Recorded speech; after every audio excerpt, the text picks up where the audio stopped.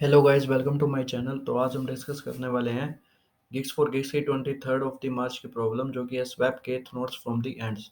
ठीक है, तो यार ये लिंक लिस्ट की रिलेटेड प्रॉब्लम है, तो देखते हैं क्या है प्रॉब्लम। प्रॉब्लम के अकॉर्डिंग हमें एक सिंगल लिंक लिस्ट दी गई है जिसका साइज है n, ठीक है, और एक इंटीजर है k। तो हमें बेसिकली क्या करना है, जो पूरी सिंगल लिंक लिस्ट है, ठीक है, हमें उसमें kth नोड लेना है बिगिनिंग से और kth नोड लेना है एंड से। ठीक है, उन दोनों को क्या करना है, स्वैप करना है। उन दोनों के डेटा को स्वैप नहीं करना है, उन दोनों के नोट्स को स्वैप करना है। मतलब जो लिंक्स जो हम लिंक लिस्ट में यूज़ करते हैं, उन लिंक्स को चेंज करने हैं, ताकि वो जो kth node from the beginning and k node from the and है, वो स्वैप हो जाए आपस में। ठीक है, तो ये समझने वाली बात है, ये पॉइंट इंपॉर्टेंट है, क्योंकि अगर तुम्हें डायरेक्टली अगर तुम्हें ये बोल दिया जाए कि डाटा ही चेंज करना है, तो तुम देखो यार वो काफ़ी ईज़ी है कि तुम मतलब पहले kth नोड वो बिगिनिंग से निकाल लो और kth नोड एंड से निकाल लो।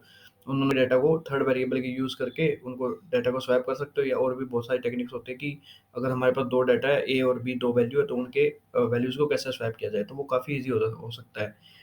लेकिन हमें क्या करना है, उनके लिंक्स को चेंज करना है। तो मैं यार यहाँ पे काफ़ी ईजी एक्सप्लेनेशन में समझाने वाला हूँ, तो प्लीज़ यार देखो। अगर वीडियो अच्छी लगे तो प्लीज़ लाइक करो, शेयर करो, सब्सक्राइब करो। तो देखते हैं क्या है अप्रोच। देखो यार, जैसे कि मैंने ट्राई किया है समझाने का, उसमें क्या है कि मेरे अकॉर्डिंग अगर तुम्हें KS note from the beginning और KS note from the end निकालनी है, ठीक है, तो तुम्हारे पास सपोज करो कि तुमने निकाल ली है, ठीक है, तुम्हारे पास जो केएस फ्रॉम बिगिनिंग है उसका नाम है T1 सपोज कर लो, और जो एंड से है वो है T2। ठीक है, तो क्या क्या तुम्हें लगता है कि पॉसिबिलिटीज हो सकती है कि T1 और T2 के बीच में। एक पॉसिबिलिटी तो ये हो सकती है कि T1 और T2 क्या हो, बराबर हो। ठीक है, वो किस केस में होगा, अगर तुम्हारे पास, ठीक है, और नंबर ऑफ नोड्स है। लेट अस सपोज मान लो तुम्हारे 1 2 3 है, मैंने एक एग्जांपल लिया है, और यहाँ पे k की वैल्यू है 2।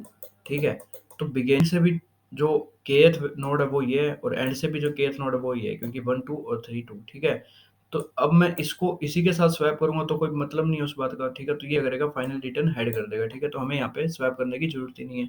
तो एक केस तो ये हो गया।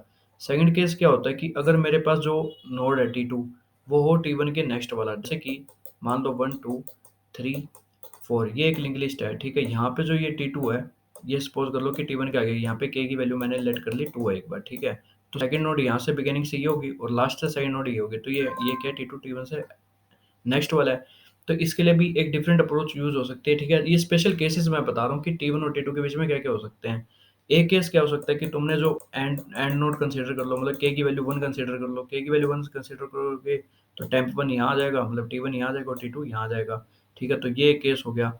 और एक लास्ट केस क्या हो सकता है कि तुम्हारे पास जो k की वैल्यू वो हो n से बड़ा, मतलब n मतलब नंबर ऑफ द नोड्स जो है इस लिंक लिस्ट में। अगर तुम्हारे पास k की वैल्यू मतलब जिस नोड को तुम्हें स्वैप करना है, अगर वो नंबर ऑफ नोड से ही बड़ी है तो उसका कोई पॉइंट नहीं है। ठीक है, तो वहाँ पे हमें चेंज करने की जरूरत नहीं है, मतलब स्वैप करने की भी जरूरत नहीं है। ठीक है, तो ये दो केसेस हो गए। ठीक है, जहाँ पे हमें लिंक लिस्ट को मतलब टच भी नहीं करना है। ठीक है, तो वो कौन कौन से केसेस हो गए, या एक तो हो गया कि T1 T2 के इक्वल हो जाए। ठीक है, ये कब होगा, अगर मेरे पास k की वैल्यू कुछ भी है। ठीक है, अगर n की वैल्यू मुझे पता है, n मतलब नंबर ऑफ द नोड्स। अगर मुझे ये पता है कि मैंने, अगर देखो सपोज कर लो यार कि तुम्हें kth नोड्स बिगिनिंग से kth नोड पता है कौन सी है। ठीक है, kth नोड एंड से पता है, तो ये जो टोटल नोड्स होगी इस लिंक लिस्ट में वो कैसे निकालोगे। ठीक है, वो क्या होगी, टू स्टार मतलब 2 multiply k minus 1, 2 star k minus 1।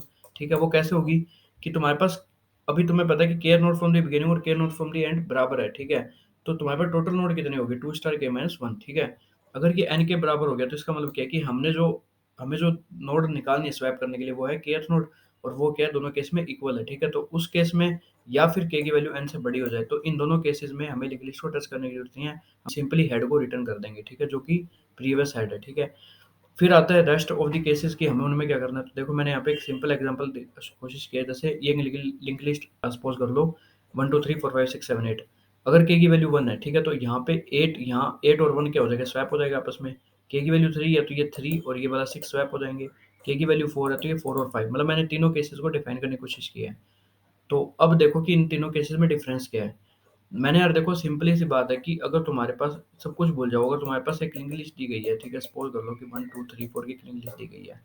ठीक है, तुम्हें पता है कि तुम्हें जो एक नोट दी गई है वो दी गई है ये वाली T1। ठीक है, एक नोट तुम्हें जो सेव करनी है जिसके साथ वो दी गई T2।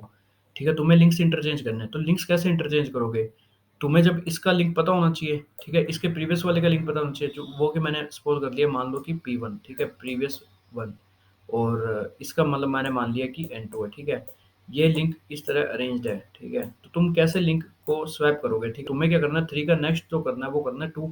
ठीक है, तुम पहले इसका आउटपुट लिख लो, आउटपुट क्या आएगा, आउटपुट आना चाहिए 1 जाएगा 3 को, ठीक है, 3 का नेक्स्ट जो होगा वो जाएगा 2 से, और 2 का नेक्स्ट जाएगा 4 को, ठीक है। तो तुम्हें क्या करना है कि पहले 1 ठीक है, अब तुम्हें 1 का नेक्स्ट जो है वो 3 करना है, अभी क्या है 2 है, तो इसको पॉइंटर को हटा के तुम्हें करना है इसको 3 को करना है, तो ये क्या हो गया, P1 का नेक्स्ट जो होगा वो होना चाहिए T2, ठीक है, इसका मतलब ये हो गया ना कि P1 का जो नेक्स्ट होगा वो होना चाहिए T2, ठीक है, इतना समझ में आ गया।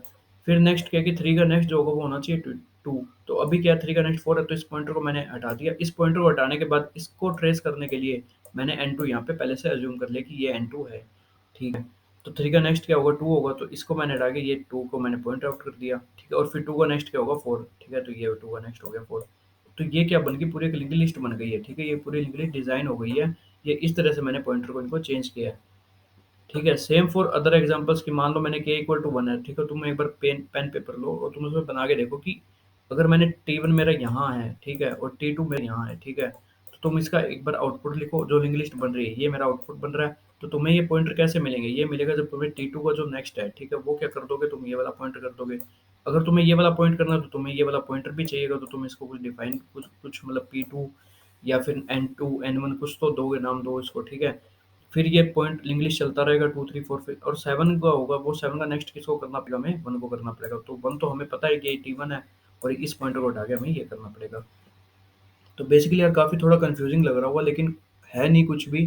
तुम सिर्फ इनपुट लिंक लिस्ट को लिखो, आउटपुट लिंक लिस्ट को लिखो, जो भी तुमने के की वैल्यूज ली है, चार केसेस जो मेन डिफाइंड है वो तुम समझो कि चार केसेस क्या क्या है, कि एक तो वही केस है कि तुम्हारे पास जो के की वैल्यू है वो बिगिनिंग और एंड से सेम हो, ठीक है, या फिर के की value number of the node से बड़ी हो, तो उन दोनों में केसेस में हेड ही रिटर्न करना डायरेक्ट, या फिर जो तुमने नोड लिए वो T2 है, वो T1 का नेक्स्ट के इक्वल है, या फिर तुम्हारा जो T1 और T2 है वो क्या है, एंड नोड्स है, ठीक है, और या फिर अदर केस जिसमें T2 और T1 में कोई ऐसा रिलेशन नहीं है, ठीक है। तो मैंने यार देखो कोड पहले से लिख रखा है, ठीक है, तो मैं समझाने की कोशिश करता हूँ। ये तो वो वाला केस हो गया हमारा जिसमें हम डायरेक्ट हेड रिटर्न करेंगे, ठीक है, और ये मेरा वो केस हो कि मैंने ये लेट कर लिया कि हमारे पास सपोज करो कि हमें के की वैल्यू दी गई है 5, ठीक है, 8 अगर नंबर ऑफ द नोड्स है और के की वैल्यू n/2 से बड़ी है, इस केस में मान लो 5 है, 6 7 कुछ भी मान लो, तो 5 तुम बिगिनिंग से ले रहे हो, 5 एंड से लोगे, तो कहने का मतलब क्या हो गया कि 4 बिगिनिंग से ले लो, 4 एंड से ले लो, तो उसका मतलब तो यही हो गया ना कि n-k+1 की बात कर रहे हैं हम, ठीक है, तो ये मैंने बस सिंपली इसको चेंज किया और कुछ भी नहीं है। और ये मैंने पॉइंटर्स डिफाइन कर दिए। टेम्प वन का मतलब है जो T1 नोड में डिफाइन कर रहा था, टेम्प टू जो T2 है, प्रीवियस टेम्प वन जो कि टेम्प वन से प्रीवियस नोड है, और प्रीवियस टेम्प टू जो कि टेम्प टू से प्रीवियस नोड है, और नेक्स्ट टेम्प वन की टेम्प वन के नेक्स्ट नोड है, और टेम्प नेक्स्ट टेम्प टू जो कि टेम्प टू के नेक्स्ट नोड है, ठीक है, तो बस ये पॉइंटर्स को मैंने डिफाइन किए हैं। ये मैंने टेम्प वन और टेम्प टू निकाले हैं, ठीक है। ये कैसे निकाले टेम्प वन और टेम्प टू, ये देखो यार सिंपली सी बात है कि तुम्हारे पास के की वैल्यू तुम्हें पता है, ठीक है, जब तुम के की वैल्यू जब तक ग्रेटर देन क्या होगी, ठीक है, 0 होनी चाहिए, के की वैल्यू सॉरी ग्रेटर देन 1 होगी, ठीक है, जब तुम क्या करते रहोगे प्रीवियस टेम्प 1 को इंक्रीमेंट करते रहो, प्रीवियस टेम्प 1 इनिशियली नल है और टेम्प 1 यहाँ पे है, ठीक है। यार देखो कुछ भी नहीं है, मतलब काफ़ी ईज़ी एक्सप्लेनेशन है। मतलब क्वेश्चन को तुम एक बार बस तुम्हें ये चीज़ समझने वाली है कि तुम्हें वो 4 केसेस में कैसे-कैसे बस डिफाइन करना है। एक बार इनपुट लिखो, एक बार आउटपुट लिखो, खुद पेन पेपर में अपने आप समझ में आएगा कि कैसे उनको करना है चेंज, ठीक है। अगर तुम्हें लगता है कि कोड मतलब मैंने कमेंट में मैं लिंक प्रोवाइड कर दूँगा कोड का भी गिटहब का, ठीक है, तो फिर तुम उधर भी से भी देख सकते हो। और फिर भी अगर कोई डाउट है तो प्लीज़ यार कमेंट करो। और ये 3 केसेस है, ठीक है, इफ एल्स, ठीक है। इन तीनों केसेस में मैंने 3 केस डिफाइन किया, जैसे कि फर्स्ट केस हो गया कि टेम्प 2 का नेक्स्ट नल हो जाए, ठीक है, मतलब वो एंड नोड्स हो। फिर मैंने डिफाइन किया कि टेम्प 2 है जो सेकंड नोड है वो फर्स्ट नोड के बिल्कुल नेक्स्ट वाली है। और तीसरा केसेस जो कि अदर केसेस है, कोई भी अनदर केस है, ठीक है। तो ये तीनों केसेस मैंने यहाँ पे ट्राई किए डिफाइन करने के।